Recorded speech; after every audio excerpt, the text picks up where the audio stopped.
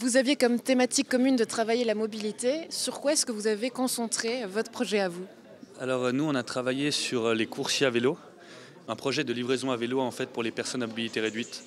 Donc qui auraient la possibilité de venir faire leurs courses au centre-ville et qu'on leur livre leurs courses justement par vélo. On a fait un court-métrage sur les bus du point de vue des utilisateurs, c'est-à-dire vraiment ce qui nous intéressait, c'était l'avis des gens, que les gens avaient sur le bus, qu'est-ce qu'il y avait de bien dans le bus, qu'est-ce qu'il y avait de moins bien, et faire une critique en gros à la fin du bus avec ces interviews. On a commencé en classe à introduire le thème de la mobilité. Ils se sont renseignés sur les sujets, par exemple le vélo, la marche ou la voiture à Nyon, et pour ensuite faire une enquête aussi à Nyon avec des personnes interrogées dans la rue. C'est un thème d'actualité, autant en ville de Nyon que dans les journaux, les médias.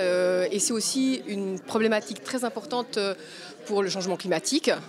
Comment allons-nous nous déplacer demain? Le tout, c'était de mettre tout ça en format vidéo. Comment vous avez géré cette expérience? Ce qui s'est passé, c'est qu'on n'avait pas vraiment d'appareil photo pour filmer, donc on a tout fait avec les moyens du bord, donc le téléphone. Et ensuite, on a tout mis sur notre logiciel de montage sur l'ordinateur, et on s'est occupé de faire défiler les images, d'adapter le son, l'image. Et ouais, tout ça pour aboutir à peu près 5 minutes de vidéo. Ce qui m'a frappé le plus d'un point de vue audiovisuel, c'est l'organisation en fait. On n'a pas l'impression que c'est dur de poser des questions à des gens dans la rue, mais en fait ça requiert beaucoup de préparation. Dans la presse, on a beaucoup parlé du gymnase de Nyon parce qu'on vous a notamment vu manifester dans la rue, faire grève, inquiet pour le climat. Aujourd'hui, finalement, vous mettez la main à la pâte, vous apportez aussi votre pierre à l'édifice. Là aussi, vous vous sentez peut-être plus concerné et finalement vous investir pour ce climat. Oui, exactement. C'est un sujet qui nous concerne et on est tous dedans à nos âges, et surtout ici au gymnase où il y a beaucoup de sensibilité portée là-dessus. Et du coup, ce projet a été l'occasion pour nous de parler de déboucher en fait, de déboucher à la voiture, de déboucher à toute la question aujourd'hui sur la crise environnementale, etc. Et ouais, c'était une occasion pour nous. Manifester, ça suffit pas. Ah bah non, ça c'est clair que non. Non, manifester c'est déjà bien parce qu'on exprime ses idées d'une manière plus imposante que juste en discuter en classe.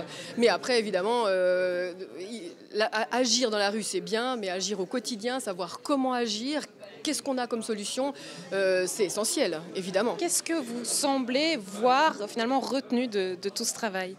Ce qui était très important, c'est de faire aussi un projet dans la région. C'était justement aussi une manière de questionner aussi des personnes dans la rue sur la réalisation de ces solutions. Par exemple, oui, dans la mobilité durable à Nyon. Qu'est-ce que ça représente pour vous d'avoir une vidéo qui est finalement représentée dans le cadre d'un festival? On travaille souvent pour les notes ou pour les profs ou pour nous-mêmes. Mais là, il y a vraiment une consécration. Et franchement, ça, je pense vraiment que ça nous a motivés. On ne se serait pas donné autant. On a vraiment pas mal bossé. Et je pense, en partie, c'est parce qu'il y a un but, il y a le festival à la fin.